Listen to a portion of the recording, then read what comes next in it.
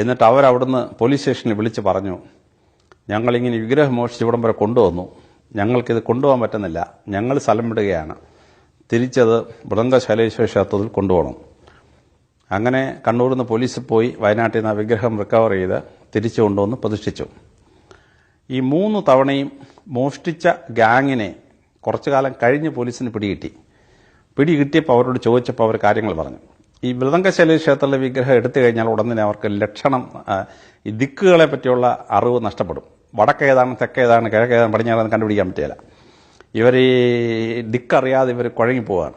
തന്നെയുമല്ല, അവരുടെ ബവൽസിൻ്റെ കൺട്രോൾ അവർക്ക് നഷ്ടപ്പെടുകയാണ്. മലമൂത്ര വിസർജനം ചെയ്യാനുള്ള സ്പിഞ്ചേഴ്സിൻ്റെ കൺട്രോൾ അങ്ങ് നഷ്ടപ്പെടും. അപ്പോൾ അവരറിയാതെ മലവും മൂത്രവും പുറത്തു പോകും. അങ്ങനെയാണ് ഇവർക്ക് 3 തവണ ഇത് കൊണ്ടുപോകാനൊക്കാതെ ആയത് എന്നാണ്.